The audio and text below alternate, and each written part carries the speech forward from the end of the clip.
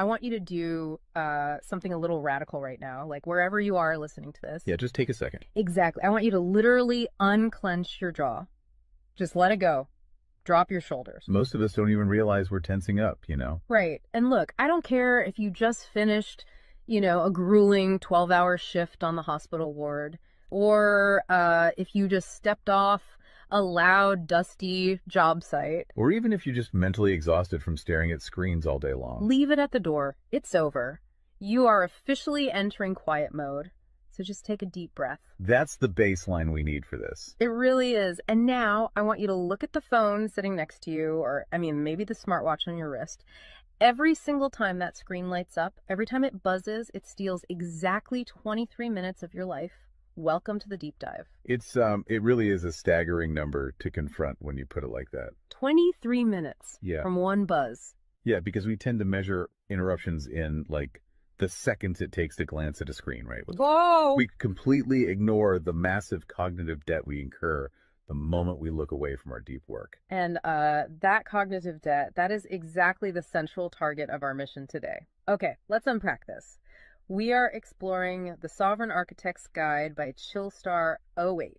Specifically, episode 6, which is titled Deep Work Dynamo, How to Finish Your Week in 4 Hours. Right. And if you remember in our last deep dive, we talked about installing drawing those boundaries and reclaiming your personal space. But clearing the space is just step one. It actually reveals a much deeper, much more intimidating problem. Yeah, the void. What are we actually supposed to be building in that silence we just fought for? Because if we don't have a blueprint, the noise of the world is just going to rush right back in to fill it. Oh, for sure. We have this natural horror of a vacuum. The second our schedule opens up even slightly, our instinct is to pack it with activity. We just have to be doing something constantly. Exactly. We are culturally conditioned to equate motion with progress. Yeah. But Chillstar 08 introduces a really brilliant distinction here. She talks about the trap of idling. I love this concept so much. Think about a car engine, right? Mm-hmm. The engine is running, the pistons are firing, it's burning through all this expensive fuel, making a ton of noise and vibration. But the car is in park. Yes, it isn't going anywhere, and that is what most of our daily quote-unquote busyness looks like. We feel incredibly productive because we are in constant motion. Right. You check a text message while you're sitting at a stoplight. Or you answer a quick email while walking from your car to the front door. You stare at a spreadsheet on your laptop while, your family dinner is sitting right in front of you, literally getting cold. And that right there is the illusion of productivity.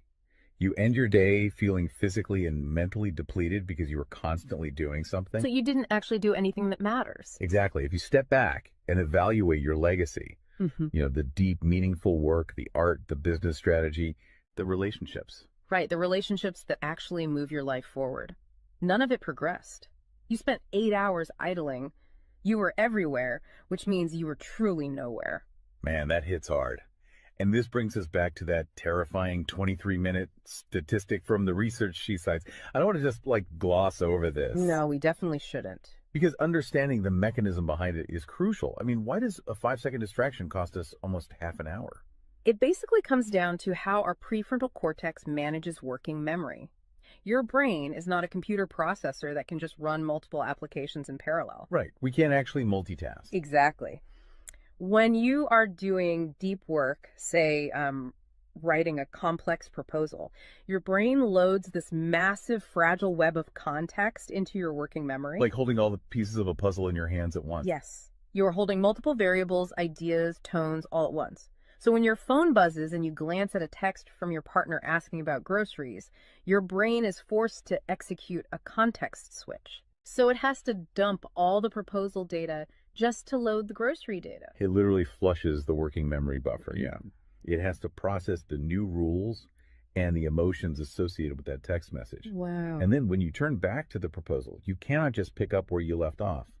Your brain has to laboriously rebuild that entire web of context from scratch. Oh, I hate that feeling. Were you just staring at the screen like, what was I even saying? Right. It has to retrieve the thread of your argument. Remember the tone you were using, recall the variables.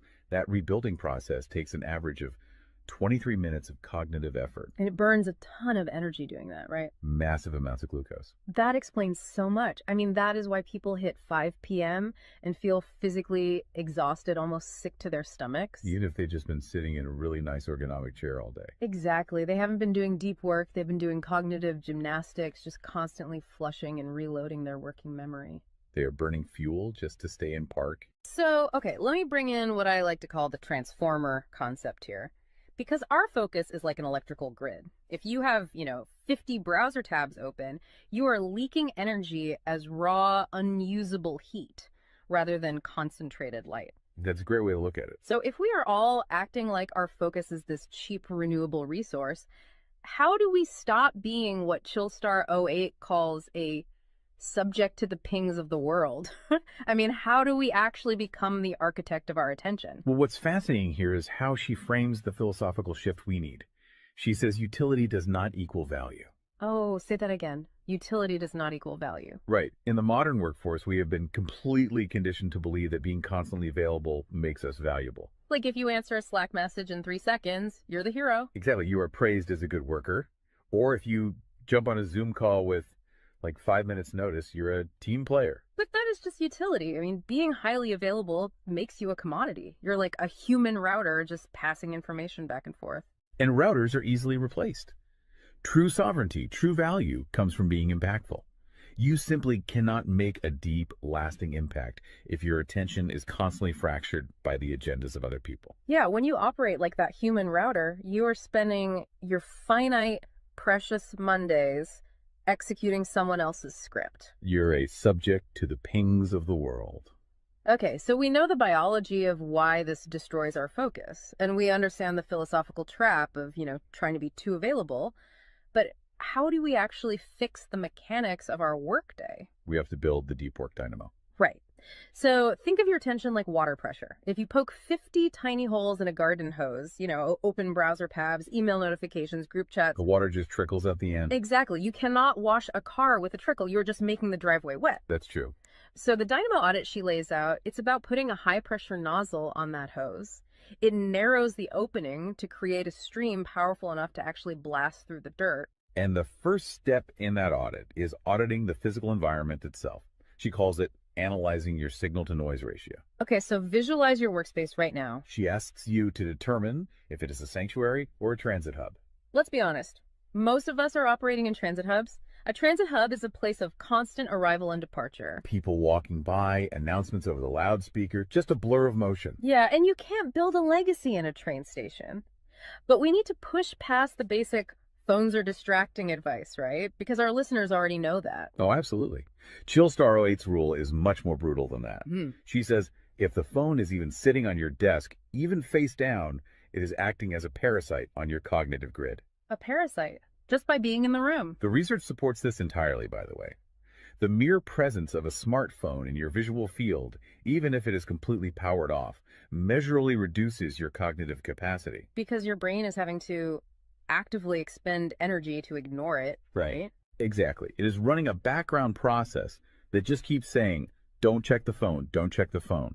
That is energy being actively stolen from your primary task. So sovereignty literally begins the moment you physically remove the device from the room, put it in a drawer down the hall. Close the door.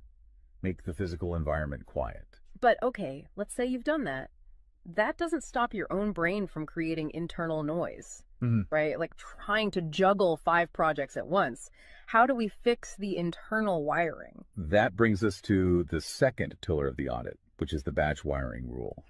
This directly addresses the danger of switching fatigue, which we touched on with that 23-minute penalty. Right, the cognitive glucose burn. Yeah. When we attempt to multitask, like writing a creative brief, then pausing to check inventory levels, then answering 3 customer service emails. And then trying to go back to the brief.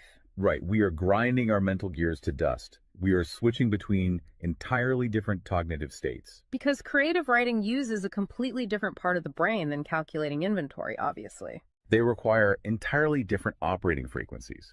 So the batch wiring rule dictates that you must group similar tasks together based on their cognitive load. Okay. And you do not switch the current until that specific type of work is completely done. You do all your deep analytical thinking in one high voltage burst. And then you save all your reactive administrative stuff for a separate lower voltage block later in the day. Precisely. It's all about staying in one gear. Like if you are driving up a really steep hill, you don't constantly shift between first gear and fifth gear. You lock into the gear that provides the right torque and you just ride it out. That's a perfect analogy. But okay, here's where it gets really interesting. This leads to the third pillar of the audit, and this is where I actually need to seriously push back on the source material a bit. She calls this the zero access window. Ah, yes. This is usually where the resistance starts for people. Because it sounds impossible for a normal person. She says you cannot just plan to be focused, right? You have to legally schedule it. You have to lock in one sovereign hour. Yeah, 1 hour where you are legally dead to the outside world. No boss, no family, no, hey, do you have a second for a quick question? Just you and the blueprint. It's extreme, yes. But let's do a reality check here. I mean, I see how that works for a solo digital entrepreneur or a freelance writer, but what about someone whose literal job description is to be available? Right, like an IT support specialist. Or a floor manager, or a nurse on a ward, or even, a parent at home with a toddler. How do they justify just vanishing? It feels like this advice only applies to a very specific, privileged type of worker. That is the most common and, frankly, the most valid hurdle to this entire system. But we really have to look at how the principle scales, and we have to look at the internal psychology of the worker. Okay, walk me through that. First, let's address the context of Chillstar '08's own life. She is not some solitary monk living on a mountain. She is a wife, a mother, and a grandmother. Oh, wow. Okay. Yeah, and she runs a luxury travel agency and a digital marketing business. Her entire professional and personal life is built around communication and client management. She probably receives hundreds of legitimate demands on her attention every single day. So she is really in the thick of it. She isn't just speaking from some ivory tower. Far from it. She implements the zero access window because of those demands, not in spite of them. Now, for the IT manager or the nurse, obviously, you cannot vanish while on active duty if your role is acute response. Right. You can't ignore a burning server or a patient monitor. Exactly. But the principle applies to the deep work surrounding the active duty. The scheduling, the charting, the strategic planning. Even in highly reactive jobs, there is legacy work that gets pushed to the margins. That makes sense. And the challenge isn't just logistical, it is deeply psychological. It's the internal guilt, isn't it? Yes, exactly. People feel like bad employees or bad parents or bad partners when they set a hard boundary. Yeah. We tie our entire self-worth to our responsiveness. We think, if I am not instantly available, I am failing them. Man, that is so true. We feel guilty for taking an hour to ourselves. But setting a zero access window is not about neglecting your family or your team. It is about condensing your high level work into massive, high impact bursts of energy so that you can actually be present later. Wow. Okay. Consider the alternative. If you don't carve out that absolute focus, you end up giving your family or your team partial fractured attention for 12 hours straight. Exactly. You are physically at the dinner table, but mentally you are drafting an email. Or you are sitting on the floor playing with your kid, but you're checking a Slack notification over their shoulder. You are trading constant low quality availability for scheduled high quality presence. It is entirely about communicating boundaries to protect the quality of the time you do give people. You tell your team, look, I am going offline for 60 minutes to finish this crucial report. If the servers literally catch fire, call this specific emergency number. Otherwise, I will address all questions at 11:00 a.m. Right. You aren't vanishing to hide. You are vanishing to get the work done efficiently so you can actually live your life. Which brings us to the ultimate why behind this entire system. Because once you fight through that guilt, once you build this 4-hour fortress, you have to know what it is all for. It's not just about becoming a hyper-efficient robot. No, because if you use these tools just to do more of your boss's busy work or to take on 3 more stressful projects, you have entirely missed the point. You are just speeding up the treadmill. If we connect this to the bigger picture, the destination we are driving toward is a concept she calls passive magnetism. Okay, break down passive magnetism for us, because it sounds a bit abstract. Think of it as the gravity your work generates when it is undeniably good. Most people operate with active desperation. They are loudly networking, constantly posting, aggressively chasing clients or promotions. Just relying on sheer volume to get noticed. Right. Passive magnetism is the exact opposite. It is the ability to attract results, clients, wealth, legacy, or respect through the undeniable quality of your deep work. Because you actually took the time to build something substantial rather than just talking about building it. Yes, when you engage the deep work dynamo, you produce work so concentrated and so valuable that it acts as a magnet. You don't have to chase the market comes to you. And the ultimate prize of achieving that passive magnetism isn't just more work. The prize is time. Time is the ultimate currency.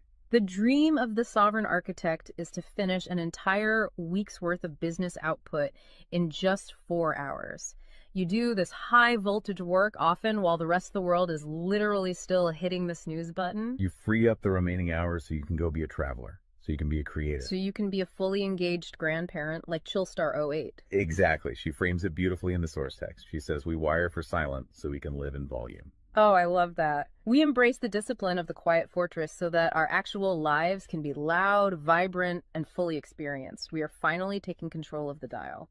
But, making that shift from a frantic, reactive employee to a calm, sovereign creator requires a massive shift in identity. You have to tune your mind before you sit down to do the work. It is really difficult to just sit down at a desk and instantly command your brain to perform deep work, right? Especially if you've spent the last hour navigating traffic and listening to the news. You need a transition ritual to cross that threshold. And Chillstar 08 provides something for this transition called the Chillstar's Creed. It is designed to be a grounding frequency. It really centers you. Yeah, so I want you, the listener, to use this. I want you to imagine a slow, steady heartbeat in the background. Just a deep, resonant 528 hertz frequency. Just let the frequency of these words settle into your mind before you initiate your deep work. Ready? Take it in. I am grounded in peace. I am reaching for my stars. My light is my own. I am a star and I will shine bright. I will reach for the sky. I release what was. I embrace what is becoming. Using a creed like that is just such a powerful behavioral trigger. It really shifts your state. When you speak those words, even just internally, you are consciously reminding yourself that your light, your focus, your energy is your own. It does not belong to your inbox. This does not belong to the algorithm. Right. You are releasing the frantic energy of the morning and embracing the sovereign focus of the architect. So we always want to translate this high-level theory into ground-level reality for you. We don't want you to just listen to this and go right back to idling. Definitely not. Here's your 1% install. This is your micro-win to take action on this deep dive immediately.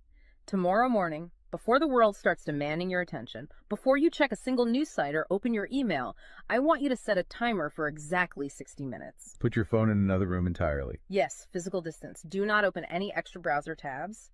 Pick one legacy task, just one, and flip the switch on your very first sovereign hour. And be prepared for it to feel incredibly uncomfortable at first.